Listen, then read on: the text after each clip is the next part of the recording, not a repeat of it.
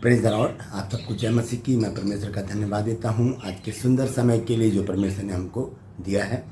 एक और सुबह परमेश्वर ने हमारे जीवन में जोड़ी है, हम उसको कोटि कोटि धन्यवाद दें। एक नया संदेश लेकर मैं आपके सम्मुख उपस्थित हूँ। मैं आपका दोस्त पास्टर राजमसी और आपसे गुजारिश करता हूँ कि पूरा संदेश सुनिए और अगर सही लगे, अच्छा लगे तो इसे ज़रूर शेयर कीजिएगा। आज फ्राइडे है और आज 2 बार हम ऑनलाइन आएंगे। सबसे पहले हम आज वर्शिप करेंगे सुबह 11:30 बजे से। मेरे बच्चे, हम दोनों पति पत्नी, हम प्रभु की वर्शिप करेंगे क्योंकि आज होली का त्यौहार है। तो हम मसीही लोग होली तो मनाते नहीं हैं। ऐसे समय में हम क्या करेंगे, परमेश्वर को महिमा देंगे। चाहे 1 घंटा लगे, 2 घंटा लगे, आप हमारे साथ ज़रूर जुड़िएगा। ठीक 11:30 बजे, आज सुबह 11:30 बजे हम प्रभु की महिमा करेंगे, वर्शिप करेंगे, आराधना करेंगे और प्रभु को प्रसन्न करेंगे। तो ज़रूर शामिल होइएगा और उस वीडियो को शेयर भी कीजिएगा ताकि बहुत से लोग हमारे साथ शामिल हो जाएं। Praise the Lord. तो आज का जो संदेश है वो मैं दान के विषय में मैं करना चाहता हूँ, क्योंकि ये विषय जो बहुत ही गंभीर है और इस पर बहुत सी कंट्रोवर्सी होती है, बहस होती है। बहुत से लोग तरह तरह की बातें करते हैं, लेकिन कुछ बातें हैं जो हमें जाननी बहुत ज़रूरी है। मैं इस विषय पर इसीलिए प्रचार नहीं करता क्योंकि कमेंट सेक्शन में आकर बहुत सारे लोग बहुत कुछ बोलते हैं। लेकिन कल मैंने एक वीडियो डाला था शाम को 6 बजे के करीब, छोटा सा वीडियो था 5 मिनट का, जिसमें मैंने बताया था कि मेरा जो फ़ोन है वो खो गया है। तो कुछ लोगों ने मेरी हेल्प करने की पेशकश की, तो मैंने कोई जवाब नहीं दिया है बहुत से लोगों को, तो लेकिन मैंने चाहा था कि मैं वीडियो के द्वारा आप सबको बताऊंगा। तो मैं ये नहीं चाहता कि लोग ये सोचे कि मैं मांगने लगा हूँ। Praise the Lord. ऐसा नहीं है, ऐसा नहीं है। मैं मांग नहीं रहा हूँ। मैं परमेश्वर से चाहता हूँ कि परमेश्वर मेरी मदद करे, क्योंकि मुझे फ़ोन चाहिए तो उसके लिए पैसा चाहिए या फ़ोन चाहिए। तो ऐसा नहीं कि परमेश्वर आकाश से बरसा देगा, नहीं। वो अपने लोगों को खड़ा करता है और अचानक किसी के भी मन में डालेगा कि वो मदद करे। तो इस तरह से होता है। ज़रूरी नहीं कि सभी लोग तैयार हो जाए, या हो सकता है कि कोई भी ना करे, लेकिन परमेश्वर अपने अद्भुत तरीके से काम करता है, अद्भुत तरीके से। तो आज हम इस दान के विषय में जानेंगे कि परमेश्वर का वचन इसके विषय में हमें क्या शिक्षा देता है।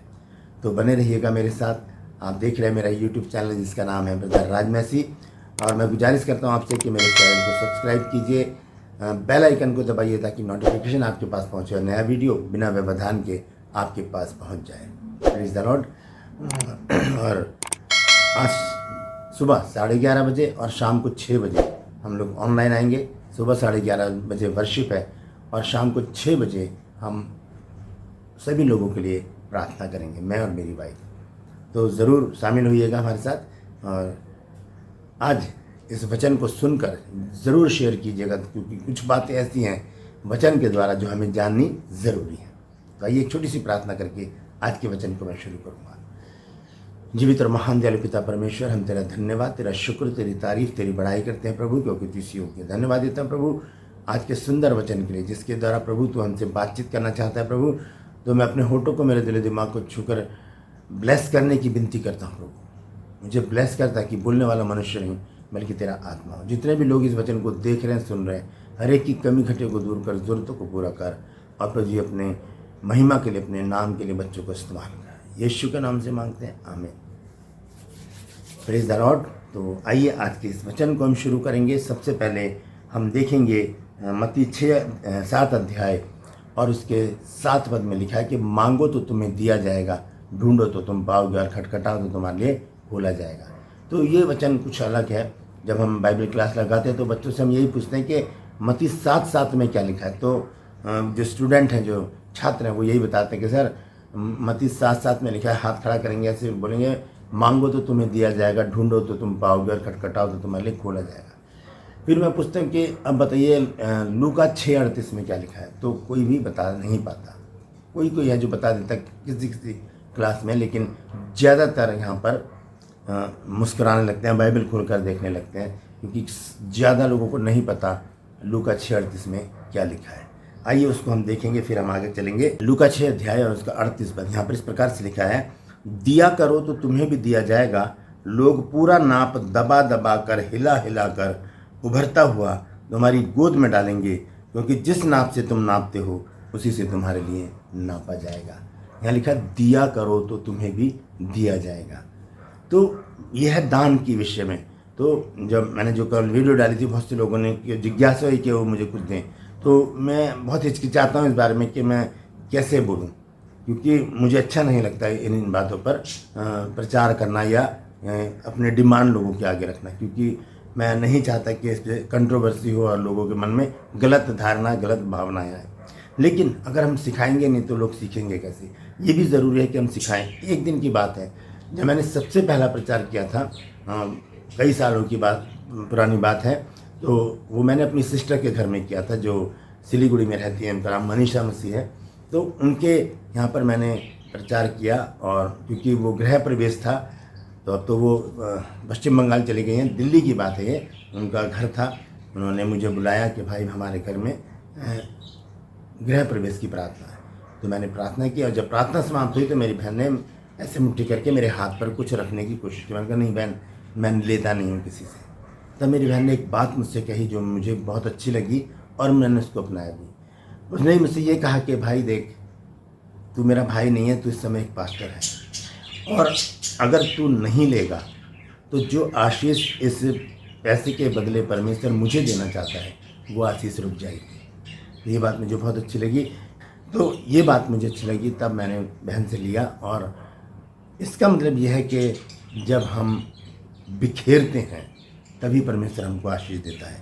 आइए देखेंगे नीति वचन 11 अध्याय और उसका 24 पद क्या कहता है। यहाँ लिखा है, ऐसे हैं जो छितरा देते हैं तो भी उनकी बढ़ती ही होती है, और ऐसे भी हैं जो यथार्थ से कम देते हैं और इससे उनकी घटती ही होती है। लिखा है कि ऐसे हैं जो छितरा देते हैं, बिखेर देते हैं। हम कुरनेलियुस को देखते हैं। कुरनेलियुस ने, यहाँ पर हम वापस आएंगे, कुरनेलियुस ने क्या किया हम देखते हैं। प्रेरितों के काम 10 अध्याय में पहली ऐसे लिखा है कि कैसरिया में कुरनेलियुस नाम का एक मनुष्य था, जो इतालियानी नाम पलटन का सूबेदार था।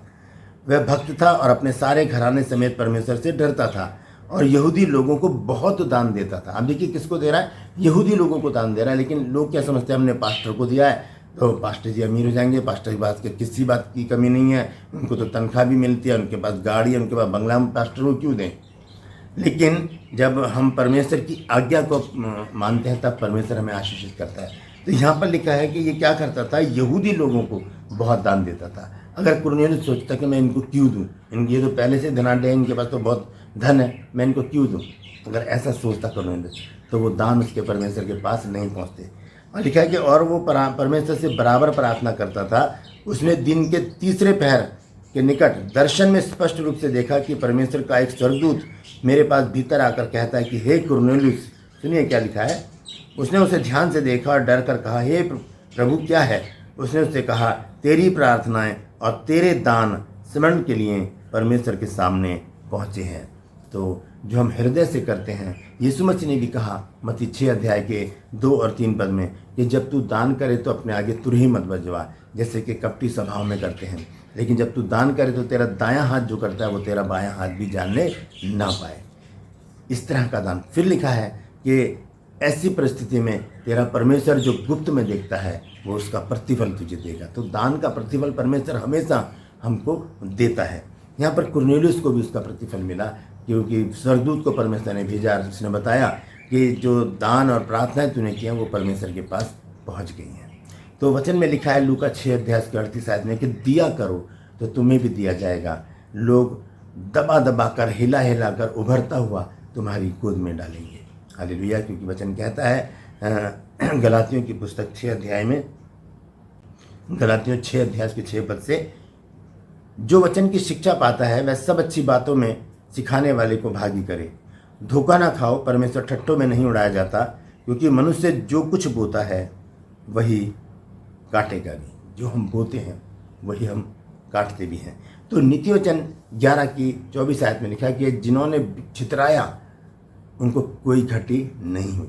वो परमेश्वर उनको 100 गुना वापस लौटा देता है, चाहे कितना भी गुना दे, लेकिन परमेश्वर उसका प्रतिफल हमें देता है। क्योंकि हमने मत्ती 6 अध्याय में पढ़ा है कि जब तू दान करे तो गुप्त दान कर, ताकि जो परमेश्वर जो गुप्त में देखता है वो उसका प्रतिफल तुझे दे। हालेलुया। तो आइए एक वचन और हम पढ़ेंगे। रोमियो की पत्री है 12 अध्याय और उसका 13 पद। यानी कि पवित्र लोगों को जो कुछ अवश्य हो उसमें उनकी सहायता करो, पहुनाई करने में लगे रहो। जो परमेश्वर के लोग हैं, जो कुछ उनकी ज़रूरत है उनको पूरा करें, और क्या लिखा है कि उनकी सहायता करें और पहुनाई करने में लगे रहें। तो ये आज्ञा है, परमेश्वर की आज्ञा है कि हम पवित्र लोगों की सहायता करने के लिए तैयार रहें।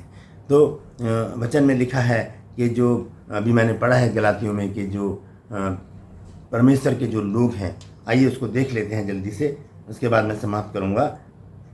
गलातियों 6 की 6 आयत। जो वचन की शिक्षा पाता है वह सब अच्छी वस्तुओं में सिखाने वाले को भागी करे। तो ये परमेश्वर का वो गहराई वाले वचन है जो हमें सीखने चाहिए। ये मैंने इसलिए दिया क्योंकि कुछ लोग मेरी हेल्प करने के लिए सामने आए हैं, तो वो ये ध्यान में रखें कि परमेश्वर उसका प्रतिफल उनको ज़रूर देगा। Praise the Lord. तो आज के लिए बस इतना ही। इस वचन को शेयर कीजिए ताकि और भी लोग इन बातों को जान सके, क्योंकि ये इस बात की गारंटी है कि परमेश्वर हमारी सारी गरीबी को, सारी कमी घटी को दूर करेगा। एक स्त्री थी, विधवा स्त्री, जब वो चर्च में आई उसके बाद 2 दमड़ियाँ थी, उसने वही उसमें डाल दी, चर्च में वो दान कर दिया। यीशु मसीह देख रहे थे। यीशु मसीह ने चेलों को अपने पास बुलाकर कहा कि सबसे ज़्यादा दान इसने डाला है। क्यों? क्योंकि जो बड़े अमीर लोग थे उन्होंने अपनी बढ़ती में से थोड़ा डाला है, लेकिन इसने अपनी घटती में से जो कुछ इसका था वो सब कुछ उसमें डाल दिया। तो वचन में लिखा है, दिया करो तो तुम्हें दिया जाएगा, क्योंकि लोग दबा दबा कर, हिला हिला कर उभरता हुआ तुम्हारी गोद में भरेंगे। तो मैं परमेश्वर का धन्यवाद देता हूँ आप लोगों का कि आप लोगों ने मेरी मदद की, सामने आए, और बहुत जल्दी एक नए फ़ोन की आशीष परमेश्वर मुझे देने वाला है, ताकि बहुत ही अच्छी तरह से और परमेश्वर की हम सेवा कर सकें, मिलके हम प्रभु के राज्य की तैयारी करें। मैं आप सबके लिए प्रार्थना करता रहूँगा, और आप मेरे लिए प्रार्थना करें कि कोई भी रुकावट आज के बाद इस कार्य में ना आए, क्योंकि बहुत वचन है, अभी बहुत सारे सवाल हैं लोगों के जिन्होंने मुझसे पूछे हैं। मैं उस पर स्टडी कर रहा हूँ, और उन सवालों के वीडियो आप तक पहुँचाने के लिए मैं तैयार हूँ, और तैयार रहिएगा आने वाले दिनों के लिए। मैं 7 वचन जो क्रूस पर यीशु मसीह ने कहे थे, मैं वो भी आपके सम्मुख लेकर आने वाला हूँ, क्योंकि हो सकता है कि आपको मौका मिलेगा चर्च में वो प्रचार करने का, तो कुछ थोड़ा बहुत आप उसमें से सीख सकते हैं, ताकि आप चर्च में खड़े होकर बोल सकें। परमेश्वर आप सबको आशीष दे। आज के लिए बस इतना ही। फिर मिलूँगा एक नए संदेश के साथ। तब तक के लिए मुझे इजाज़त दीजिए और अपना ख्याल रखिए। Praise the Lord.